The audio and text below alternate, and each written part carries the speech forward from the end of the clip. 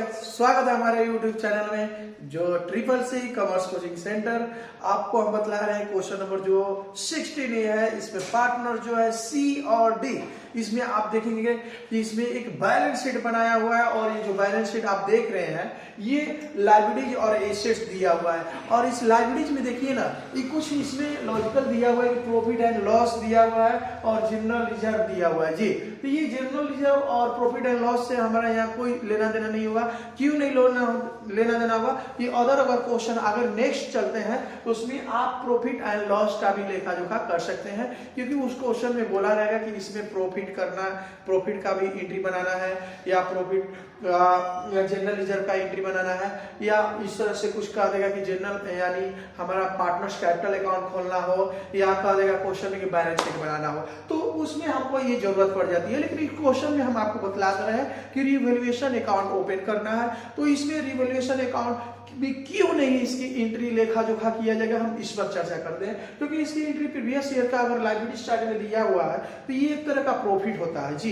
एक तरह का प्रॉफिट जब होता है तो प्रॉफिट का एंट्री तो हम जानते हैं कि PL account debit to partners, revaluation है नहीं क्योंकि PL account debit to partners, तो इसमें पार्टनर्स है तो जिस तरह से हम लेजर बनाते हैं कि रिवैल्यूएशन होगा तो रिवैल्यूएशन अकाउंट में जाएगा, उस तरह से हमको इसको पोस्टिंग करना होता है। लेकिन इसमें तो पार्टनर्स है नहीं, सॉरी रिवैल्यूएशन है नहीं, तो इसलिए इसकी लेखा जोखा इसमें नहीं किया जाएगा। लेकिन जनरल रिजर्व की तरफ चलते हैं हम, तो जनरल रिजर्व में भी आपका हमारा एंट्री जो बनता है general reserve account debit to partners, इसमें रिवैल्यूएशन नहीं है इसलिए इसमें नहीं आएगा, क्योंकि इसमें हम लेखा जोखा इसका ट्रांजैक्शन जितने भी होते हैं हम इसका नहीं करते हैं। लेकिन अब रही बात क्वेश्चन में करना क्या है, तो क्वेश्चन में आपको बोला है कि रिवैल्यूएशन अकाउंट ओपन करना है और कुछ एडजस्टमेंट दिया हुआ है यार। यानी कि एडजस्टमेंट जो क्या है आप देखेंगे ऊपर जो है कुछ क्वेश्चन का एक तरह एसेट्स दिया हुआ है, एक तरफ लायबिलिटीज है, ये तो आप समझ रहे हैं, बताया भी गया। करे एडजस्टमेंट में दिया हुआ है कि यहाँ जो आप देखेंगे यानी बिजनेस प्रीमिसेस पर 20% क्या है इंक्रीज किया गया, एप्रिशिएट किया गया है, तो इंक्रीज हो गया। तो आखिर देखेंगे इस क्वेश्चन में दिया हुआ है कि इंक्रीज कितना है, तो 20% है। तो हम यहाँ से लाएंगे कि बिजनेस प्रीमिस 1 लाख है भाई, तो 1 लाख का 20% हम निकालेंगे तो 20,000 हो जाएगा। अब इसी तरह हम आते हैं, आप देखेंगे स्टॉक पर इंक्रीज डिक्रीज करना होता है, तो चलते हैं कैसे इंक्रीज डिक्रीज होगा, इसको हम विचार और विमर्श करके एक आपको रिवैल्यूएशन अकाउंट बनाएंगे, जो कि आपके लिए ये पहली रिवैल्यूएशन अकाउंट होगी, जो कि एक अकाउंट का सहारा लेने जा रहे हैं जिसका नाम होता है रिवैल्यूएशन अकाउंट। चलिए हम आते हैं, देखते हैं कैसे। तो सबसे पहले हम क्वेश्चन को ऊपर कर लेते हैं ताकि यहाँ मेरा जो स्पेस बचेगा तो हम यहाँ पर लिखेंगे और जरूरत पड़ेगी तो हम इसको ले आएंगे। तो सबसे पहले हम पार्टनर्स का नेम शो करेंगे, तो यहाँ पर ध्यान देंगे गाइस, यानी स्टूडेंट्स यहाँ पार्टनर्स हम लिखेंगे, यानी पार्टनर्स जो हो जाएगी, पार्टनर्स जो है हमारा, आप ध्यान देंगे पार्टनर्स जो है इसमें एस और टी है जी, एस और टी, जिनकी इसमें ओल्ड रेशियो आप ध्यान देंगे, ओल्ड रेशियो जो दिया हुआ 3:1/4 यानी अपन 4। एक बार और देख लेते हैं ताकि मेरा कोई क्वेश्चन कभी बने गलत न साबित हो। तो ये आप देखेंगे तो इसमें हमारी जो ओल्ड रेशियो दी हुई है 3:1 बिल्कुल सही है। तो अब लाते हैं पार्टनर्स एस और टी लिखने के बाद यहाँ एडजस्टमेंट में लिखा हुआ है, थोड़ा सा और नीचे कर लेंगे ताकि आपको वो एडजस्टमेंट भी हम दिखा सकें आसानी से। इसमें आप एडजस्टमेंट देखेंगे कि कह रहा है कि बिजनेस प्रीमिसेस पर 20% इंक्रीज किया गया है, तो यहाँ हम लिखेंगे, क्या लिखेंगे, तो इंक्रीज इन बिजनेस प्रीमिसेस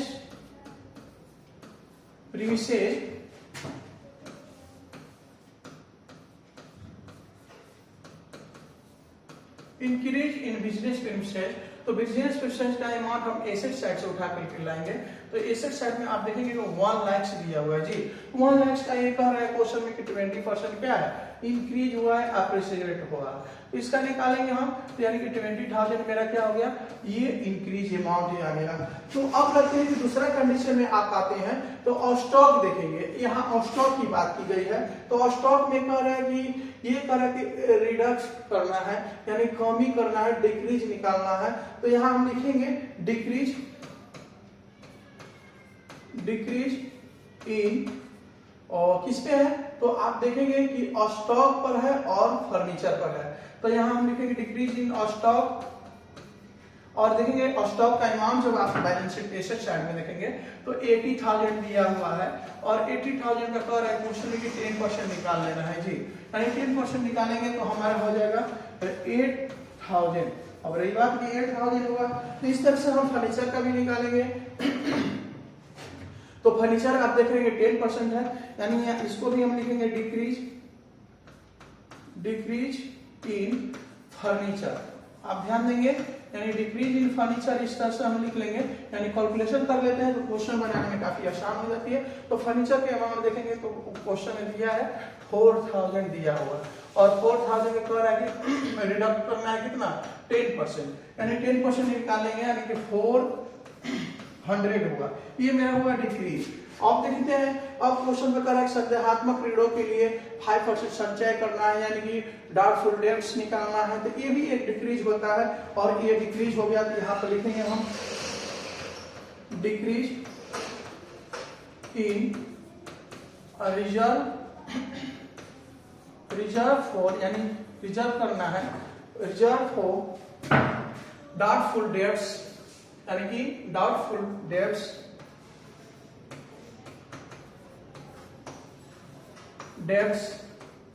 तो ध्यान देंगे डाउटफुल डेट्स को लाएंगे, तो यानी कि आप बैलेंस शीट के साइड में देखेंगे तो 64,000 दिया हुआ है, और 64,000 कह रहा है कि 5% डिडक्ट करना है, यानी कि डिक्रीज निकालना है, तो यानी हमारा डिक्रीज जो हो जाएगा 3,200 जी, यानी कि 3200 रुपए।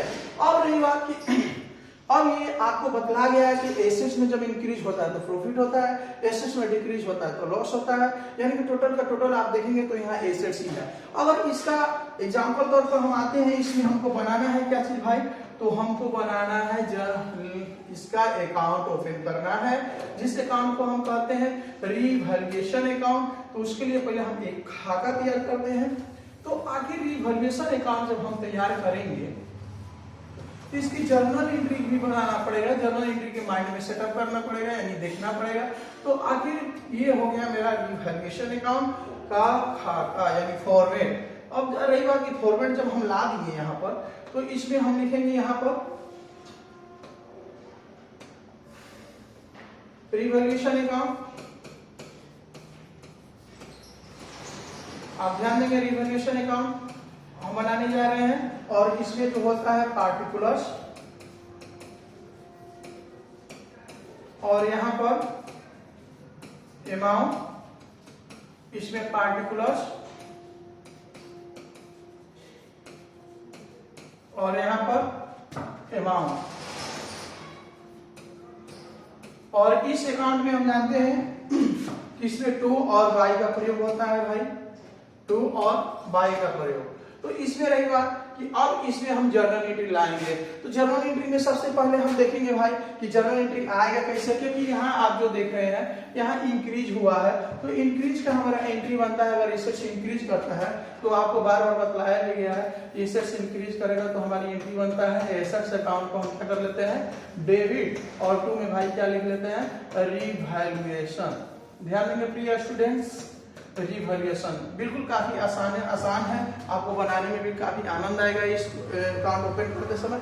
लेकिन एक बात ध्यान देना होगा कि अगर माइंड में हमारा क्या होता है जर्नल एंट्री का सेटअप है, या हम रिमेंबर भी कर सकते हैं, या इसको एक दो बार लिख करके याद भी कर लेंगे, तो काफी मेरा अकाउंट ओपन करने में काफी आसान हो जाती है।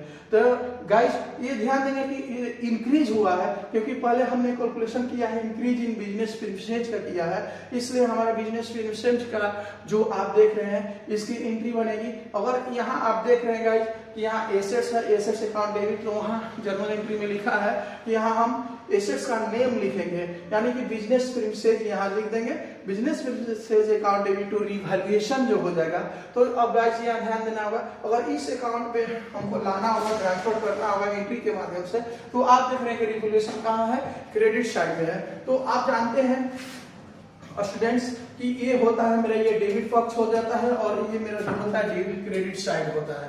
तो ये गाइस आप ध्यान दें कि ये रिवोल्यूशन मेरा जो है क्रेडिट में है, तो बिल्कुल आसान है। ये क्रेडिट है तो हम कहाँ लिख लेते हैं, क्रेडिट में, लेकिन अपने अकाउंट में यानी अपने खाते में अपना नाम नहीं लिखते हैं, यानी अपने अकाउंट में नेम को नहीं शो किया जाता है, रिवोल्यूशन लिखेंगे नहीं। तो यहाँ मेरा जो नेम होगा क्या होगा, बिजनेस प्रिंसेस होगा, क्योंकि एसेट्स का नाम है बिजनेस प्रिंसेस। तो यहाँ हम लिखेंगे बिजनेस प्रीमिसेस, यहाँ हम लिख लेंगे, यानी बिजनेस प्रिंसेस को शो करेंगे। तो बिजनेस प्रिंसेस में अमाउंट मेरा जो आप देखेंगे गाइस, यानी कि 20,000 है, तो हम यहाँ 20,000 को हम लिख लेंगे, यानी अब हम यहाँ लिखेंगे 20,000 शो कर लेंगे। उम्मीद करते हैं कि ये जर्नल एंट्री के माध्यम से आपको समझ में आया होगा। यानी कि इंक्रीज का एंट्री हमारा बनता है एसेट्स अकाउंट डेबिट, यानी business premises account debit to revaluation, business premises account debit to revaluation, ये क्रेडिट साइड में है तो हम क्रेडिट साइड में लिख लिए। गाइस अगला एंट्री तो हम ध्यान देंगे, अगर अगला मेरा क्या होता है, बिल्कुल समझने की प्रयास करेंगे कि अगला एंट्री मेरा क्या होगा। तो अगला एंट्री में देखेंगे गाइस कि अब जो मेरा जो ये तीनों जो बचा हुआ है, ये जो तीनों जो आप देख रहे हैं, सॉरी ये इरेज हो गया, तो यहाँ हम आपको बता रहे हैं कि यहाँ 8,000 था और यहाँ जो है 400 है। तो अब गाइस यहाँ पर ध्यान देंगे कि अगर ये जो आप देख रहे हैं ये डिक्रीज है, तीनों के तीनों क्या है, डिक्रीज है। तो डिक्रीज का हमारा एंट्री बनता है, आपको पता भी हो या नहीं भी पता हो तो यहाँ रिमेम्बर कर लेंगे, रिवैल्यूएशन।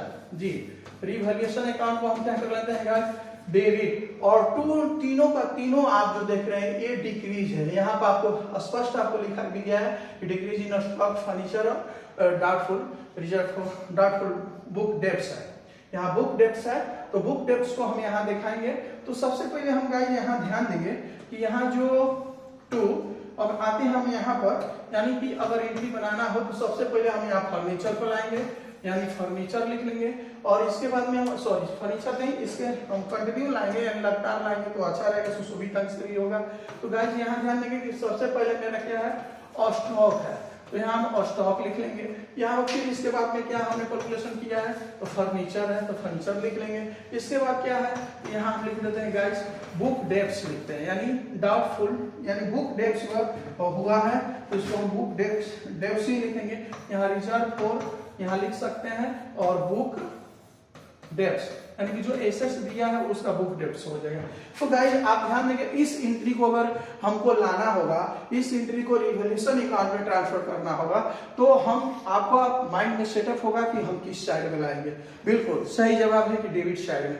अगर डेबिट साइड में आता है तो अपने अकाउंट में अपना नाम नहीं लिखेंगे, नहीं शो करेंगे, तो रिवैल्यूएशन को लाना नहीं है, तो लाएंगे हम क्या भाई, तो यहाँ लिखेंगे स्टॉक, ध्यान देंगे, और टू क्या लिख लेंगे इस पर, फर्नीचर, और इसके बाद में आप क्या है, टू रिजर्व फॉर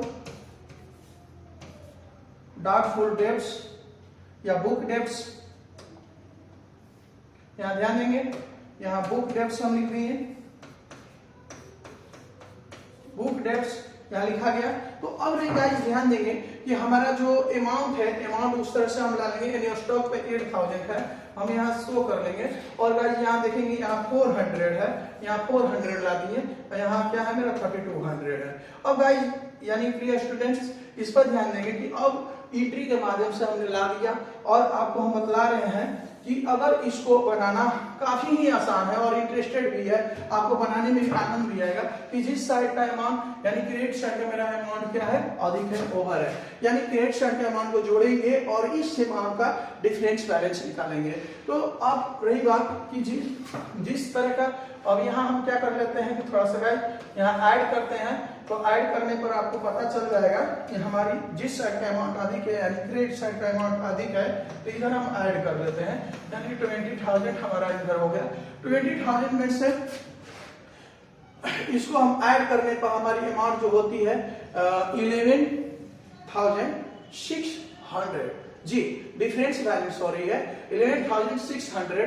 तो ये डिफरेंस बैलेंस आप क्या हो, सॉरी इस अमाउंट को ऐड करके इस अमाउंट में से यानी कि जो मेरा आधी के मान को से घटा लेंगे तो हमारा डिफरेंस बैलेंस आएगी। हाँ गाइज इस बात को जरूर ध्यान देंगे और स्टूडेंट्स कि अगर डेबिट साइड में बैलेंस गिरती है तो प्रॉफिट और क्रेडिट साइड में बैलेंस गिरती है तो लॉस।